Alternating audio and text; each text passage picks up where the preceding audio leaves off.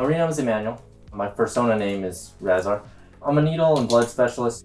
I am a senior that goes to USF. My name is Michael. In the furry community, they call me Tarato. I've been a furry since, I'd say 17. But when it came to actually doing furry events, that really happened once, like 2015. That was back when I saw my suit. And I thought that was like the coolest shit I've ever seen. I was peer pressured into being a furry. I just had, by happenstance, a few furry friends, and I was like, I'm kind of interested in this. But eventually enough peer pressure, and I was like, screw it, I'll make my own. The community expresses something I like to call radical individualism. You are allowed to be basically whatever you want to be, and just all this freedom is so invigorating. You can easily just get something like this, and then you become a completely different person. And it's actually sort of dangerous because you don't know the person who is underneath this. I've never really met a furry I can't trust. Now, when you have a face that's that obvious, when you do something, that gets remembered. You can trust people a little bit more because they have something to lose. It's just really hard sometimes to find people who are really genuine versus people who really care about you, only the character. Sure, I have a lot of friends I talk to, throughout my day that are furries, pretty much almost all of them. But my normal everyday life, I try to keep it separate. I always felt embarrassed, going out and saying I like this, because I thought it was dorky, I thought it was a little weird. News outlets will always do what they do. Sometimes they call us pervert cults or things like that. I don't care.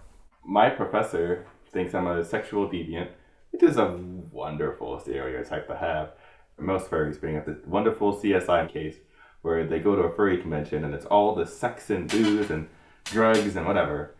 That is not even something I do at all. The suit is for cosplay, it's for dressing up. Even within the community, we like to ostracize and section people off. There are a bunch of stereotypes per species. Like, all people who are bird furries are really loud and obnoxious.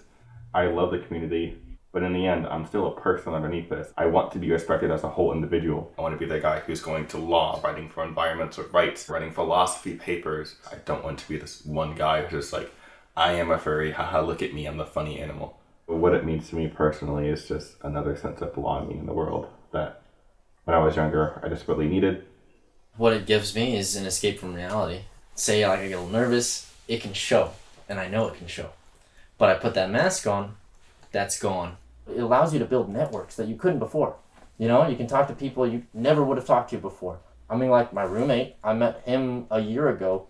We never would have met without being furries. First, I got to San Francisco because I was like, I hate my family. I'm going to move across the country from the East Coast of America to the West Coast. And then I met my roommate through the easy connections in the furry community. He reached out and he was like, cool suit, whatnot. And then we talked and we met at the PawCon last year. And then we became friends. And here we are, a couple months later, and we got this place in San Francisco. We worked it out. I could trust him. These are a bunch of real people, and so I have made real connections. I said I have a lot of superficial connections, but the real ones who you've met are the real ones. And this community has changed me as a person, and I don't see myself leaving it for at least another 10 years. Of course, eventually you're going to grow old and be like, this is fucking stupid. But I won't ever let that go. I don't know when I'm going to leave this community, but all I know is the memories that I have are not going to leave ever. I don't think I'm ever going to throw out my suit. It's going to be with me until the day I die. Sure, after I die, it's going to be thrown away in a trash or something. But at least while I'm here... I'm going to go down with that suit. That's going in my coffin. Okay, you can have fun being buried with that. I'm not fun being dead.